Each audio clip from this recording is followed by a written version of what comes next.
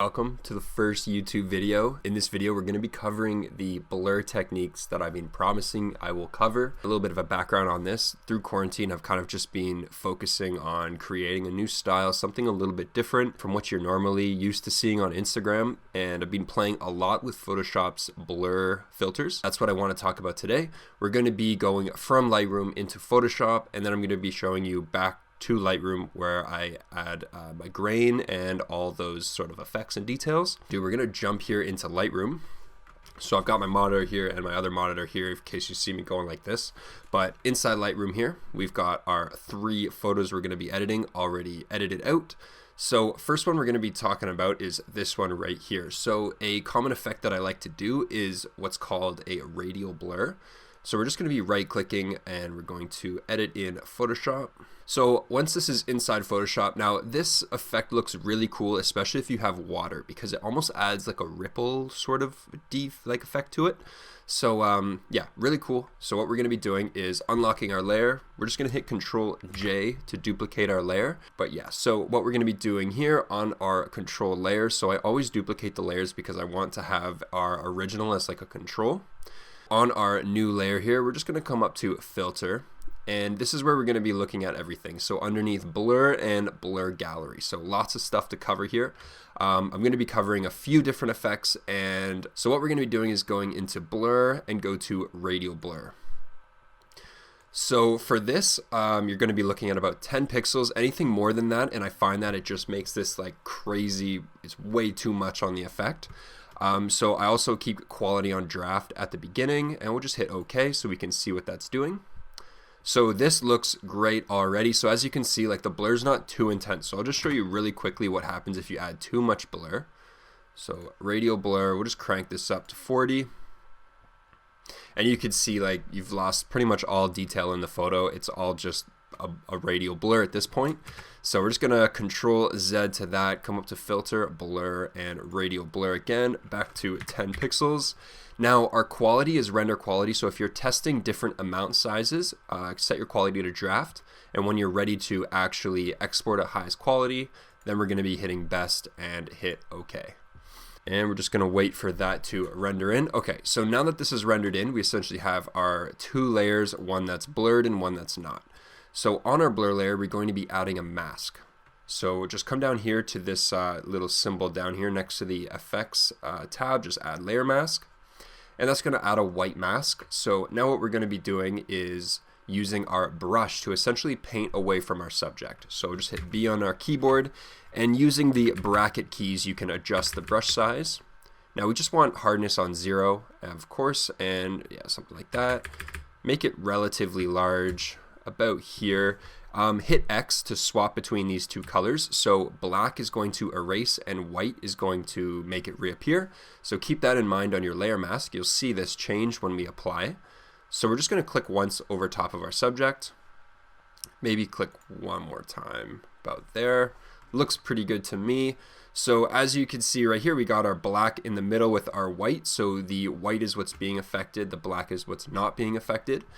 And we have our effect essentially going on around our subject here. Looks super clean. For something like this, I would even, I believe I actually erased this completely. So just using my black brush, erase that completely, and I left the blur only down here because it kind of just adds like an interesting ripple effect to the water. So I thought that was kind of cool.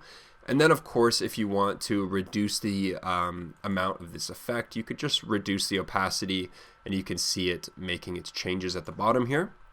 But I tend to keep them on 100% and just use the masking to mask away the areas that I don't like. But this is a pretty cool effect here. I also used it on my Toronto photo. So the one of me in the CN Tower, this was used around the outsides just to bring more interest to your focal point in the middle.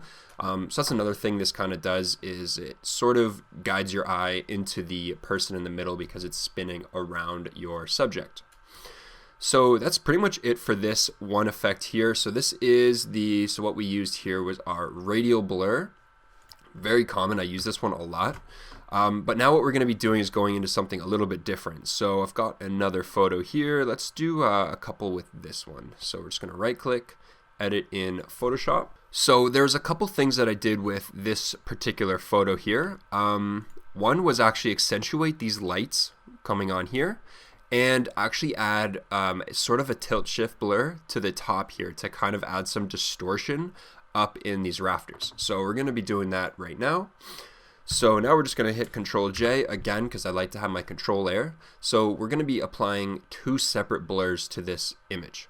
Our first one, we're going to be coming up to Filter, Blur Gallery, and we're going to be going to Field Blur. So this will open up a separate dialog here where you can control your blur. But the nice thing about this particular filter is you can actually control the light bokeh. So you can see if we, let's just bring up this blur here.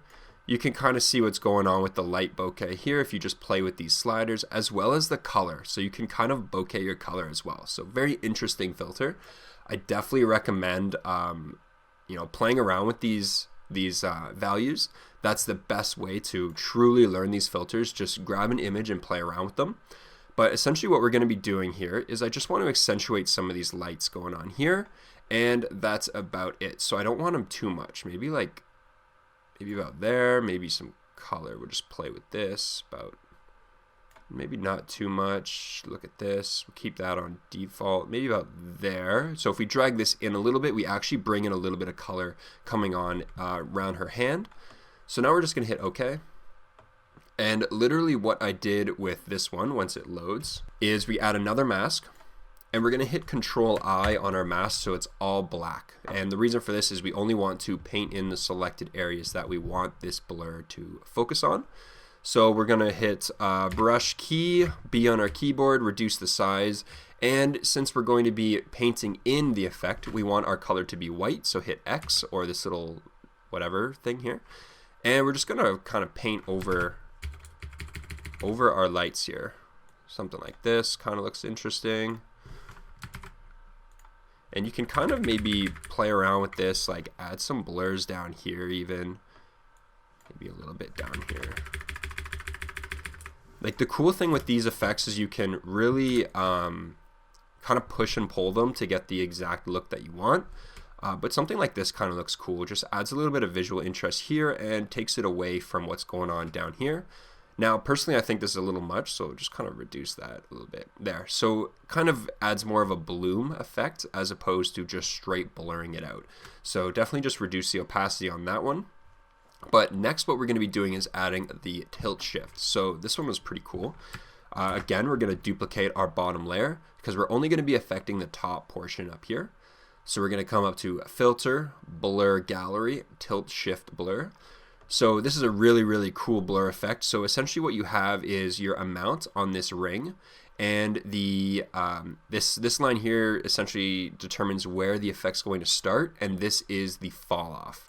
So we're just going to bring this up to above her head, bring the fall off to about there, maybe bring this down to here, fall off about there, and we're just going to crank up the effect so we can see it blurring. Now, this one's really interesting because it has this distortion value, which I love playing around with. So if we just crank up the blur here and then just crank up our distortion, symmetrical distortion, so you can kind of see, okay, it's a little bit hard to see on camera. I hope you guys can see it, but there's a little bit of distortion going on, especially here and here.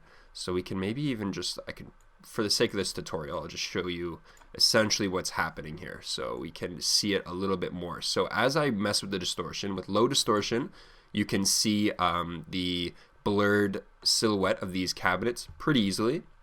But if we bring up our distortion, it almost kind of like makes it go like out at the top, which is kind of an interesting effect. So what we can even do here, I'll show you guys a quick masking thing you could do. So just tilt this back so it's straight about there. On the bottom, we're just going to take that completely out because we already added a blur effect going into it. So we're going to just remove that by dragging our start value all the way down. And we're just going to be adjusting the blur on the top. So we'll just look around here, playing around with our distortion. Something around there looks pretty interesting. And we're just going to hit OK. Now, I realize we did also add some blur to her face. That's OK. So what you can actually do in Photoshop, if we go to our original layer, because we don't want to sample from something that's being blurred. So go to our original layer, come up to our selection tool right here, and just hit Select Subject. And what this will do is Photoshop will actually just go through and mask out our silhouette of our subject here. And like what I've noticed is Photoshop 2021 does an amazing job of this. So now we're going to just unhide our layer and we're going to hit a mask. And we're just going to hit Control I on our mask and invert it. So now it's only blurred behind her head. So what you can see going on here, another blur on top, and we'll just kind of reduce this opacity a little bit. And we'll keep it about there. Looks pretty cool to me. So that's something you can do. Definitely play around with these blur effects. These are just two that I've added to this particular one as opposed to some overlays. But definitely just kind of look at your image, and you really have to kind of have like a library of effects built up that you can apply what might look good, what might not look good. So I think this is a little bit too intense on the blur up here, but it does look pretty good. If we just hide this layer, you can see it's rather sharp, and it just adds some visual interest and kind of directs your attention more to her as opposed to what's going on back here. So that is essentially it for blurring this particular photo. Last, I want to go over kind of the whimsical look that I get with a lot of my photos. I kind of have the blur, it looks like they're kind of fading off into nothing. A really cool effect, and we're actually going to be doing this with the blur. We're going to be doing this with our path blur. So this one I use a lot. I can actually show you really quickly how we do it here, and then I'll apply it to another image. So we'll just Control J our layer again, and we're just going to go to Filter, Blur, Gallery, Path Blur. So the nice thing about Path Blur is we're just going to cancel, and I'm just going to hide these because these are currently overlaying. Okay, so now we're going to go to Filter, Blur, Gallery, Path Blur. So this is essentially like motion blur, but with way more features and capabilities. So it has a really cool taper feature that makes speed look way more realistic. So essentially, if we just drag this up, this is what it will look like if you just use the regular motion blur. But if we drag up our taper effect, you can see what it's doing here along the side. She doesn't look like she's just being like blurred across the screen. It looks like it's kind of grabbing the edge and blurring on a gradient. So that's what we want. So we're just going to be dragging the taper up, and you can obviously play around with these. The cool thing with path blur is that you can literally draw out like curves of blur if you wanted to, and then double click to let it go. So like literally made a spin blur here. So we're just gonna hit Control Z obviously. So super cool and super powerful feature. But for the sake of this tutorial, Control Alt Z. No, you don't wanna. Okay, we're just going to. Oh, I opened up Shadow Play. Okay, so we're just going to. No, you don't want to delete here.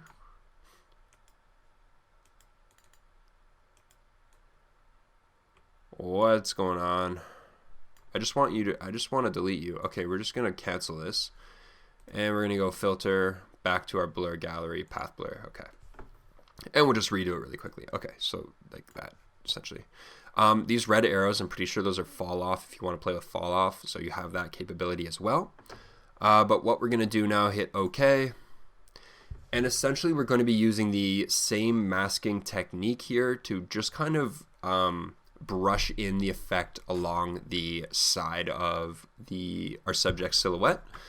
So we'll just wait for this to finish blurring. I can't drag this dialog box over, but okay, so that's done. We'll hit a mask, Control I, because what we want to do is paint in the effect, not take away from the effect.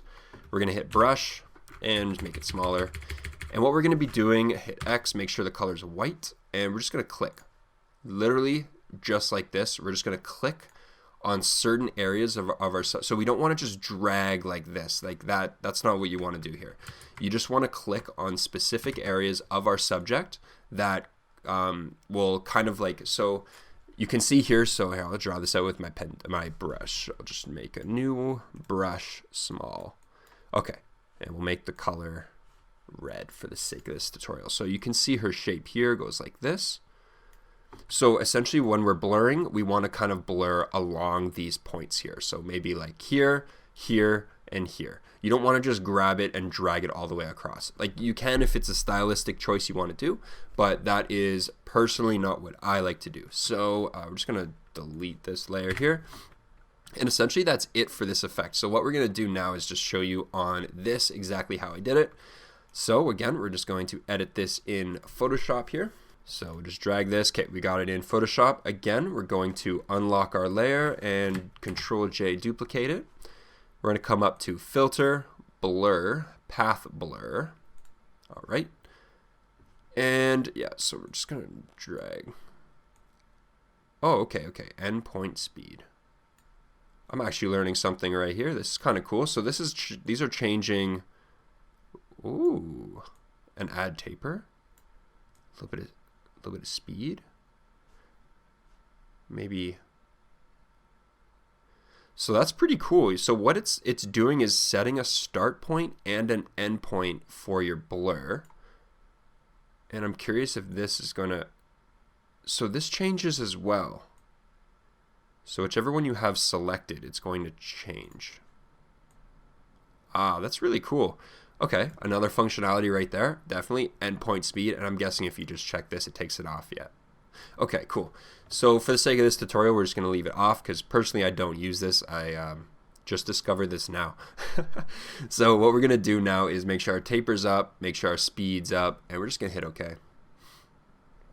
And once again, this is going to take some time to render our blur. Alright, so now we're just going to add our layer mask here, Control I because we want to add the effect. And we're going to go to our brush tool, make it relatively big here, like here. And we're just going to click. So just like this is how I made this effect here. So when you're doing the face, this is one thing you want to keep in mind. You might just have to push and pull a little bit. So just hit X, maybe bring your brush smaller, and then just take out what is, like, you obviously don't want their face to be completely blurred. So something like that, maybe even like take out a little bit of it here. Maybe add some right there. Looks kind of cool. I like how the her shoulders kind of being like pulled out here, but there's nothing going on here. But yeah, this looks pretty cool to me. Maybe we'll just add a little bit down here. Too much. So for something at the bottom, you can even maybe do like a full wipe across the bottom. Something like this is just taking its time to render. No, there we go, something like that. That actually looks kind of interesting. What I might do for this is we'll just duplicate our effect here. Delete the layer mask, just add a new one, Control I, make it black, and we're just going to paint in that effect down here. And then we can just reduce it so it's kind of got like a glow or a bloom at the bottom. That looks really nice. I didn't do that for my original photo, but that looks really nice. So lastly, guys, we got a couple minutes here, so I'm going to wrap this up. Lastly, what I like to do is once it's done, super cool functionality with Photoshop is if you hit Control S, it's going to save the photo, but it's also going to make a copy of any adjustments that you do inside Lightroom. So what I do is change my colors inside Lightroom, bring it into Photoshop where I do any skin retouching and blur effects or overlays. So I like to add kind of like film burn overlays. That's big. And I essentially just bring it back into Lightroom here. So as you can see, it made a copy. So we have a copy with all of our adjustments. Now you can further adjust because it's in TIFF format. So we do have all the lighting information saved. And what I like to do is just add, I'm just going to scroll down. Oh no, scroll up. Oh, it's lagging hard. It's lagging hard here. Okay, down. Okay, so we're just going to add grain. And I really love adding grain to this effect because it just makes it look like, gives it that vintage vibe. I don't know, it looks really clean with this particular effect. If you want the grain settings, let me give those to you right now. So we'll just come down here to grain. So amount 28, size 45. This is actually a grain that I got from Short Stash. Amazing grain. Like I just find that these values, and essentially like depending on your image size, all you really have to adjust is the size and sometimes the roughness, because I find if you import a smaller image, the grain is just like really big. Same if you have a large image, it looks really small, and then that can make it look noisy. So definitely watch out for that. But yeah, so that's essentially it for this video, guys. So I hope you learned something. I tried to go as in-depth as I could on these blur styles. There really isn't a whole lot to it. I really encourage you to just kind of play around with them and see what you can get. Like, another thing that I like to do is if I add any sort of text, let's go over that right now actually. So say I add like text here. We'll just add it right there. What you can actually do, we'll duplicate the bottom one, and we're going to add an overall path blur here. So we'll go about there on that tilt, sorry, the taper, maybe break down for this, hit OK. So this actually makes text stand out quite a bit. So we'll just wait for this to blur through, wait for the progress to finish. Okay, there we go. So we're just going to add in our layer mask, Control I, brush, make our brush about the size of our text, and literally just paint underneath the brush, just like that. I do this for a lot of my, almost every photo that I add text. I like to add a little blur underneath, especially if the text is white on a darker background. Like here, it kind of blends in a little bit, but if you add it, if you have text like somewhere down here, it definitely makes it stand out a little bit more, something like that. So yeah, that's essentially it for this tutorial, guys. Hope you learned something. If you want to have any other tutorials, then just drop them in the comment section. I'd be happy to make more. The goal here is to make a new, I kind of want to do like a tutorial Tuesday where I almost give away like a small tip that I've learned through editing every Tuesday. I've got a whole list of content that I'm going to be covering. So yeah, guys, thanks for stopping by, and I will catch you in the next one.